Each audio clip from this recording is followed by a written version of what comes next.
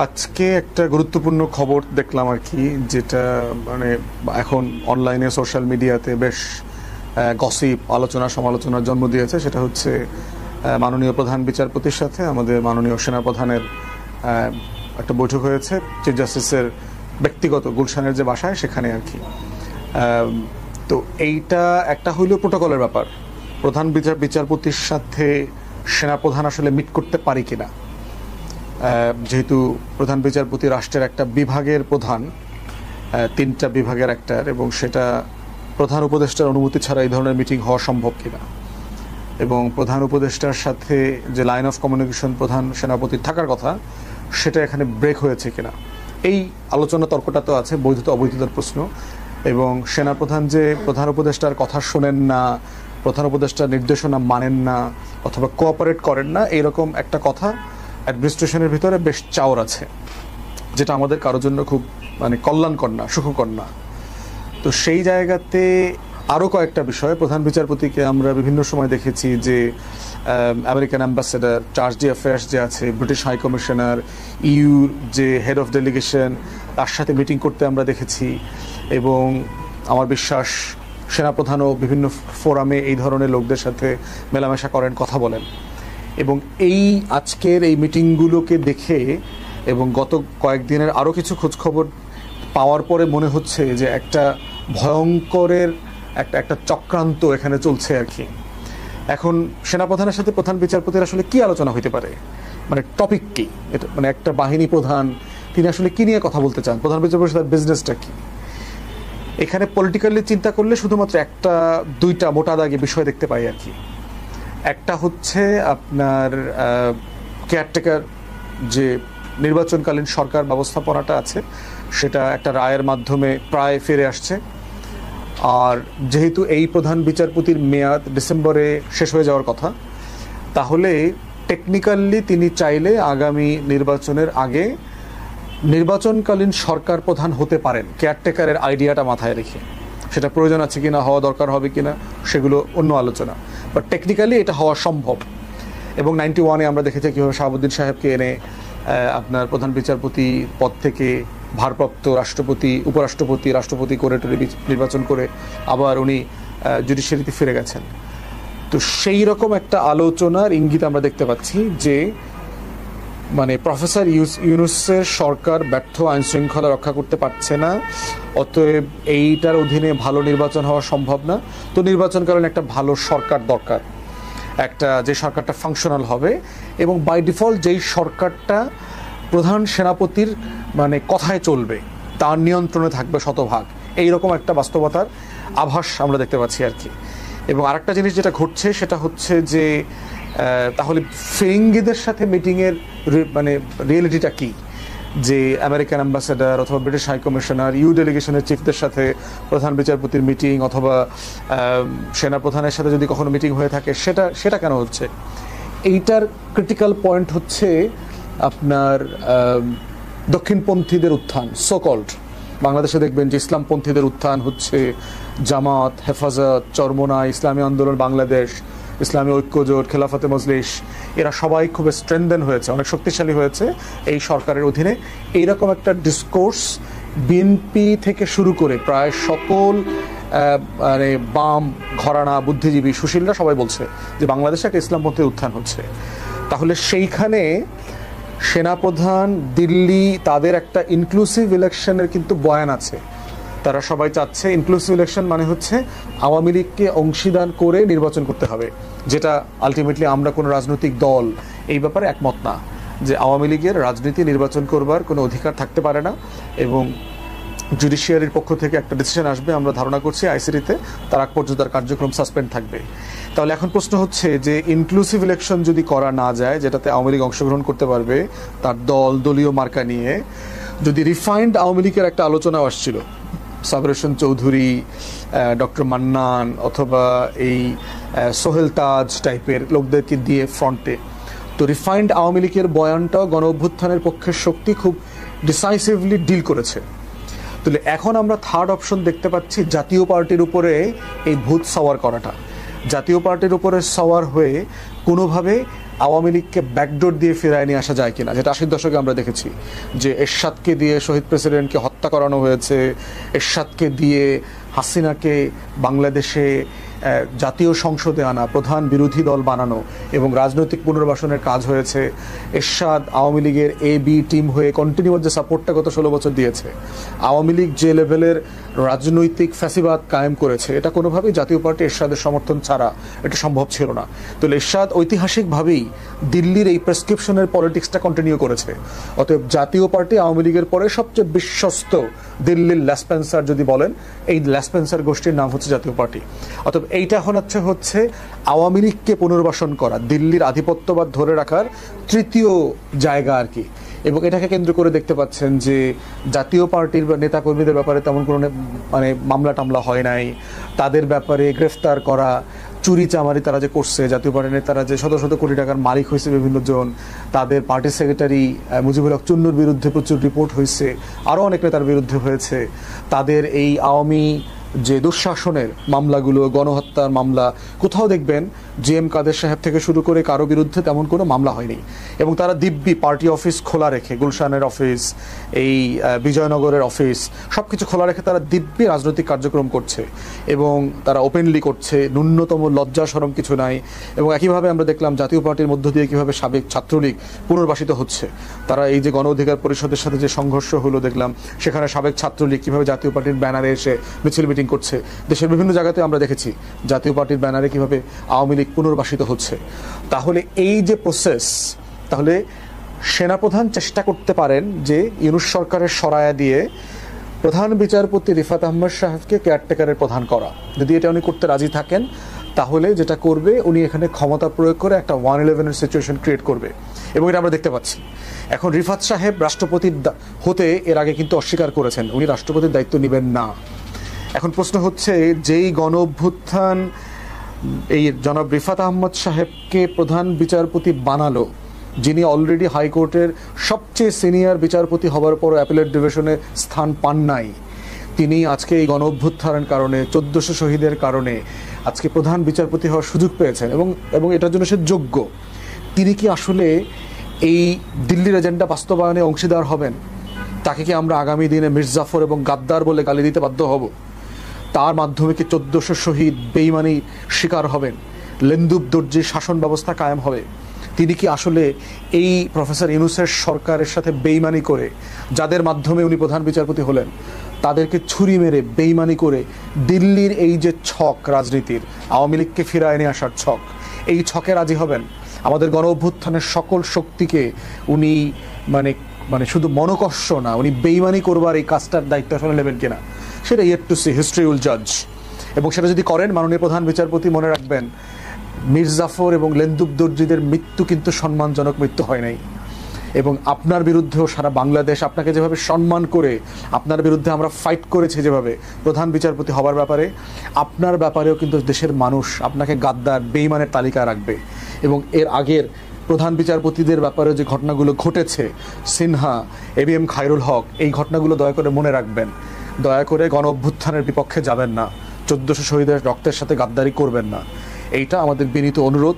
যদি করেন, ইতিহাসের যেই পরম্পরায় যা যা ঘটেছে, এগুলোর বাস্তবতা আপনার জীবনে ফিরে আসতে পারে, এটা মনে রাখবেন। এখন বাকিটা আপনার জাজমেন্ট। আপনি এখন আমেরিকান অ্যাম্বাসেডার কি বলছে, ব্রিটিশ হাইকমিশনার কি বলছে, EU ডেলিগেশনের চিফ কি বলছে, এবং সেটা দিয়ে আপনি প্রধান সেনাপতির মানে পারসুয়েশনে যদি আপনি এই কাজটা করেন, এই বাস্তবতা পরিণতিগুলোর ব্যাপারে আমি বিনীতভাবে আপনাকে আগাম জানিয়ে রাখলাম আর কি। এরপরে দেখেন ঘটনা যেগুলো ঘটতেছে, 111-এর সিচুয়েশনটা কীভাবে ক্রিয়েট হয় দেখেন। লগি বৈঠার কথা আমাদের মনে আছে, 2006-এর 28শে অক্টোবর যে আওয়ামী লীগ যে লেভেলের তাণ্ডব করলো ঢাকা শহরে এবং ঢাকার বাইরে, লগি বৈঠা এনে দিনের দুপুরে ক্যামেরার সামনে প্রায় 21 জন অথবা 28 জন রাজনৈতিক দলের নেতাকর্মীকে রাজপথে কুকুরের মতো, সাপের মতো পিটায় হত্যা করলো। এবং এই সিচুয়েশনটা কি হয়েছে, আইন শৃঙ্খলা ধসে পড়েছে, অতএব এই নির্বাচন হওয়া সম্ভব না, এটাকে কেন্দ্র করে জানুয়ারি 2007 যে নির্বাচন হওয়ার কথা ছিল সেই নির্বাচনটা বাতিল হয়ে গেল। তত্ত্বাবধায়ক যারা প্রধান ছিলেন রিজাইন করলেন, ইয়াজউদ্দিন এর কাছ থেকে দায়িত্ব মইনুল আহমদের কাছে চলে গেল, দিল্লির ইলেকশন ইঞ্জিনিয়ারিং এবং এই যে দিল্লির আধিপত্যবাদ কায়েম হইল। এবং দেখেন একই নাটক কীভাবে ছক করতেছে দিল্লির যে বিশাল অংশ। এবং আমি যখন মাননীয় প্রধান সেনাপ্রধান এবং এই যে প্রসেসের কথা বলছি, সেনাবাহিনীর যারা সম্মানিত সদস্য আছেন, সিপাহী আছেন, জওয়ান আছেন, কর্মকর্তা আছেন, দয়া করে আমার কোনো বক্তব্যকে আংশিক বুঝবেন না। আপনাদের জন্য যখন কেউ কথা বলার ছিল না, পিলখানার শহীদদের জন্য, তখন কিন্তু আমি ঝুঁকি নিয়ে বাংলাদেশে রাজপথে বক্তব্য দিয়েছি। পিলখানায় হাজার হাজার মজলুম বিডিআর জওয়ানের জন্য যখন কথা বলার মানুষ ছিল না বাংলাদেশে, তেমন সেখানেও কিন্তু আমি আওয়ামী লীগের বিরুদ্ধে তখন ঝুঁকি নিয়ে কথা বলেছি। আওয়ামী আমলে মজলুম এই সশস্ত্র বাহিনীর যারা কর্মকর্তা, যারা সিপাহী ছিলেন, যারা নির্যাতনের শিকার হয়েছেন, আপনাদের হয়ে কিন্তু আমরা কথা বলেছি। অতএব আমি সেনাবাহিনীর বিরুদ্ধের লোক না, সশস্ত্র বাহিনীর বিরুদ্ধের লোক না, আমি বাংলাদেশের স্বাধীনতার পক্ষের লোক, আজাদির পক্ষের লোক। অতএব সেনাবাহিনীর ভিতরে যারা যারা দিল্লির এজেন্ডা বাস্তবায়ন করছে, আমার আজাদির বিপক্ষে দাঁড়াচ্ছে, আমার স্বাধীনতা সার্বভৌমত্বের বিপক্ষে দাঁড়াচ্ছে, আমি যখন বক্তব্যে কথা বলি শুধু তাদেরকেই বলি। আমাদের গোয়েন্দা সংস্থাগুলো ডিজিএফআই, এনএসআই, ডিবি, এসবি, এই যে টোটাল আইনশৃঙ্খলা বাহিনী ফোর্সেস, আমাদের আমলাতন্ত্র, এর ভিতরে যে বিশাল আওয়ামী দোসররা রয়ে গেছে, আমার বক্তব্য সামরিক এবং বেসামরিক সেই আমলাতন্ত্রের বিপক্ষে, দেশপ্রেমিক অংশের বিপক্ষে না। তাই এই জায়গাটা দয়া করে আলাদা করে দেখবেন না। আমি এই ফোর্সেসগুলোর সংস্কার চাই, তাদেরকে প্রফেশনাল সোলজার আকারে দেখতে চাই এবং দেখতে চাই তারা যে কোনো সময় যে কোনো পরিস্থিতিতে ভারতের গোলামি মেনে নেবে না, দিল্লির আধিপত্যবাদ মেনে নেবে না, 1400 শহীদের সাথে বেইমানি করবে না, গণ অভ্যুত্থানের বিপক্ষে যাবে না, আমার মুক্তির লড়াইতে আমার স্বাধীনতার পক্ষে থাকবে। এটাই হচ্ছে আমরা দেখতে চাই এবং আমরা এটা সংস্কার চাই এবং এটা নিয়ে আমি খোলামেলা আলাপ করছি। এর ভিতরে কোনো ষড়যন্ত্র নাই আমার, আমি কারো এজেন্ডা বাস্তবায়নের রাজনীতি করি না।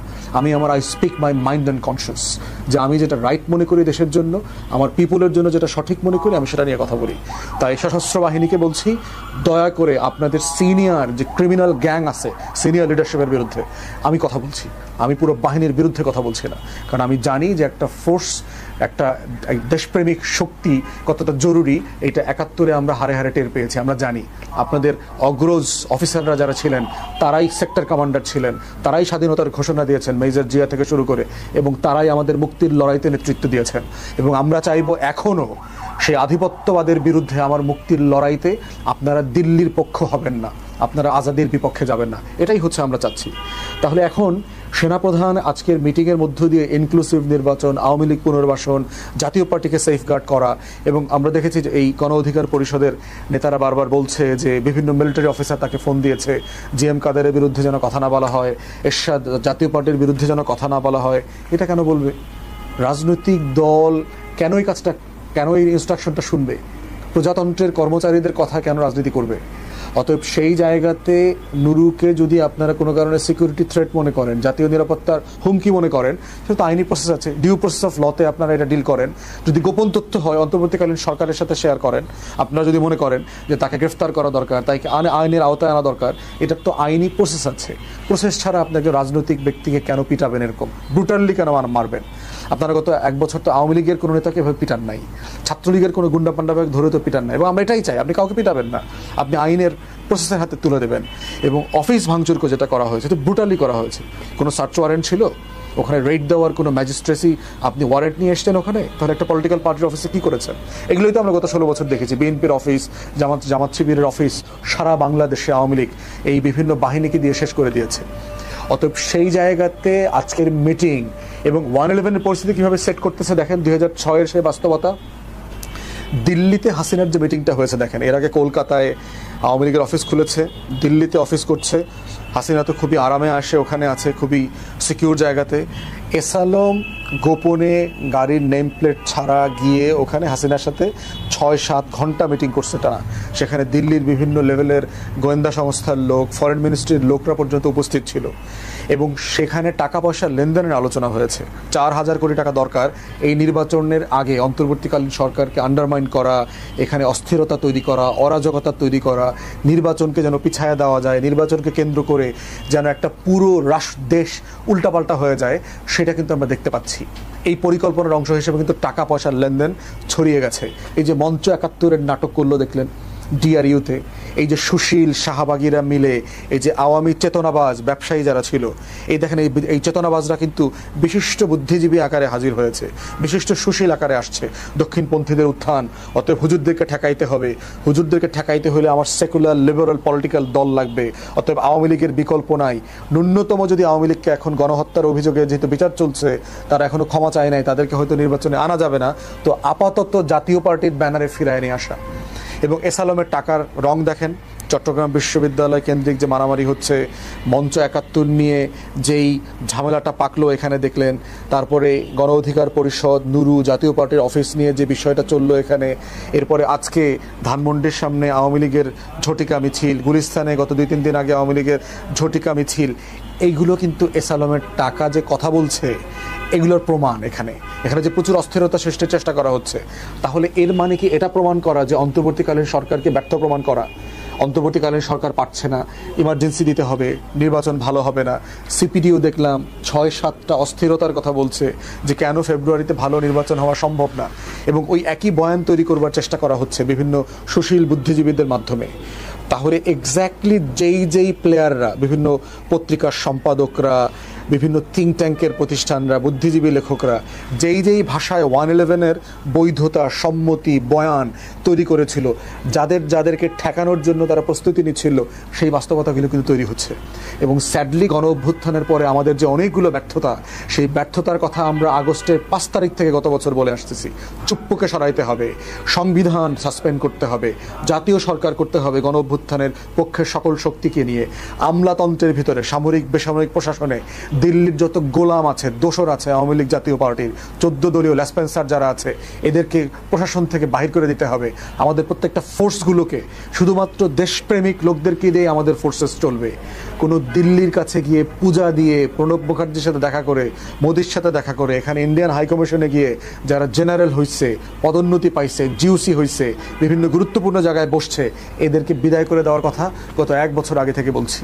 আমরা বলছি আমাদের ফোর্স আজাদির পক্ষের ফোর্স হইতে হবে, দিল্লির আধিপত্যবাদের বিরুদ্ধের ফোর্স হইতে হবে, এবং এইটাই ছিল আমাদের কামনা বাসনা।